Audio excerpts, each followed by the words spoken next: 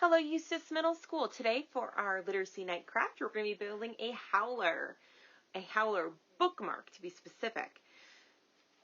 A howler is sent to Ron Weasley in Book 2 after he steals his father's car and drives it to Hogwarts with Harry Potter. What's really fun about this bookmark is it fits right on the side of your page, just like that, so that you know where to pick back up at. So for this activity, you're going to need a few items from your craft bag.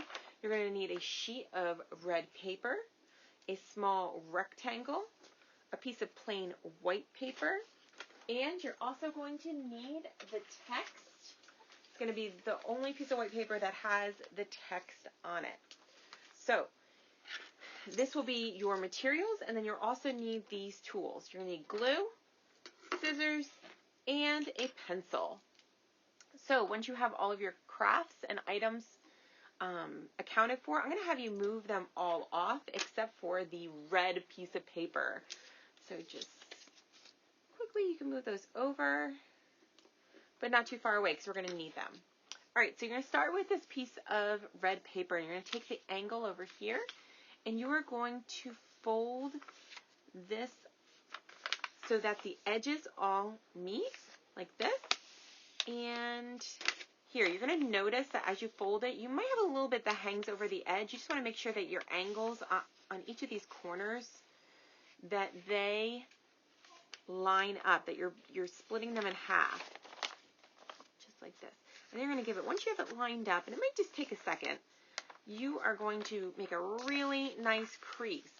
Whenever you're doing origami, you always want to make sure that you have really good creases because it's going to make that paper a little bit more manageable. So you're going to notice here that I have a little bit of overhang, and you probably do too. And you're going to want to cut that off because that will interfere with a later fold. So I'm just cutting mine off. There we go. And I'm going to move that over to the side because I will not need that anymore. So I am left with this triangle. What we're going to do is take this angle right here, and I'm going to move it and match these 2 points up. It's important that when you're matching these 2 points up, that you line up the edges right here, and then you give a really good crease, just like that. All right, you're going to do the same thing over here. You're going to fold this down, and then you're going to crease it, okay? And it never hurts just to go right back over that crease for both of them so that you know that it is ready for that next step. With origami, you always have to open it back up because we're going to have to do another fold. So I like to have my sheet like this with the angle pointing down, and you might be the same way. What I'm going to do now is I'm going to take this one right here. I'm separating these two, and I'm matching it right up here. Okay, and I'm going to fold it. After I've matched it, I'm going to fold it just like that. You want to have a really nice crease.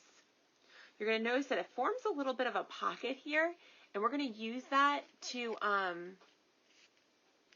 for this next move.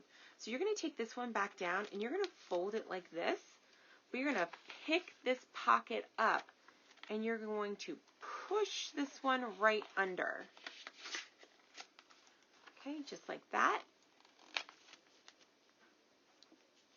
And you're going to crease it down. Okay? Then you're going to take the other one and you're going to push that back down with that nice crease you made before. And then you're going to pick up where the pocket was, and you're going to push this right back under. And then you're going to nice and crease that again. Okay? Now you have the first part of your howler. You can kind of see if you go like this, it makes it look like it's speaking to you. All right, you're just going to move this right here to the side, and you're going to get one of your other items. So you're going to get the text. This is the message that Ronald Weasley's mother sent him in the howler. And you might have to tidy this up a little bit. I like to make sure that the sides look nice and even. So I'm just going to trim mine a little bit, and you can do the same if that's how you want yours to look. Okay, I'm going to move these extra pieces off to the side. Once you have it your message the desired size, you're going to take your glue stick and you're going to flip it over text side down, and you're going to put that glue right on the back. Okay. And then you're going to slip this right in there. You want to make sure that your text is kind of tucked in, but also not all the way tucked in, so that you can see it. And then you're going to press it down. Oopsie doodles. And you're just going to press it down. I had a little bit of glue on my finger, so it stuck. Okay. The next step that you're going to do is you are going to make the teeth of your howler. Now, I've seen students do it a few different types of teeth. Some do round, some do pointy, but I'm going to do some nice round teeth. And I'm going to use the whole bit of my white piece of paper. That way, if I can trim it down to exactly how I want it. So I'm going to make them kind of long like this. Okay, just like that. I'm going to explain why in a second you want it that long. Then I'm going to take this piece of paper. Sorry, a little bit of glare on there. And I'm going to fold it in half. This way you only have to draw out the teeth once.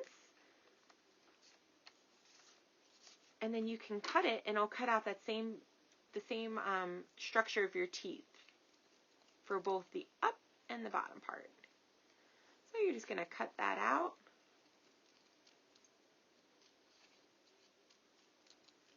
This part just takes a little bit of time, because you want to make sure that you don't cut all the way down, because then you're going to cut your teeth in half. Okay, almost to the end.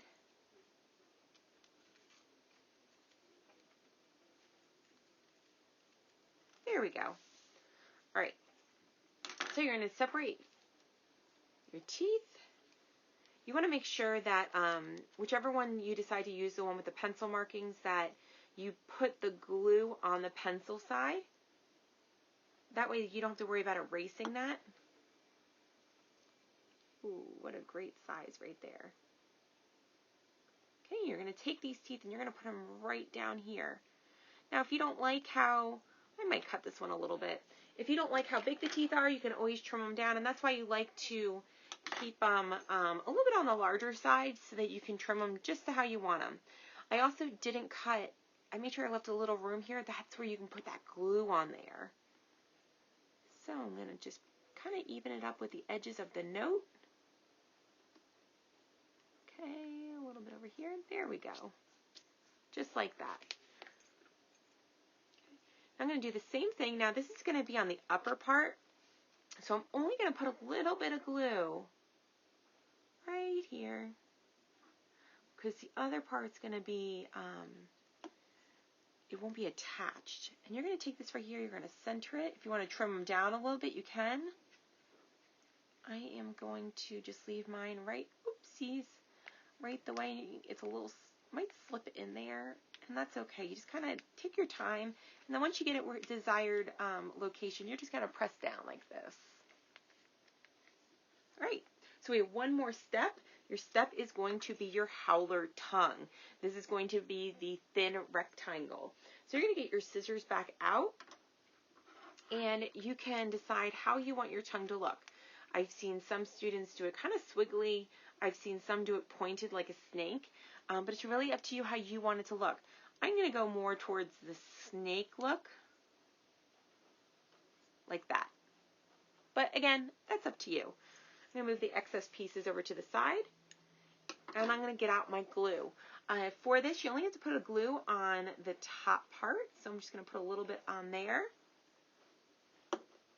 And then I'm going to take this tongue, and I am going to push it. I like to put my tongue on top. I did do one that you saw before with the tongue on the bottom, but I find that gets caught in my book.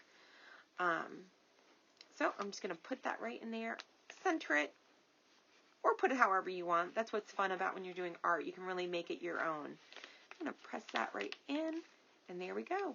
A Harry Potter Howler bookmark. I'll show you how this fits in. So if you do the tongue on top, it will go right there. It really makes saving that page a lot of fun. I hope you all enjoyed making a Howler bookmark, and I hope you're all doing well. And I cannot wait to hear what you all are reading. Bye!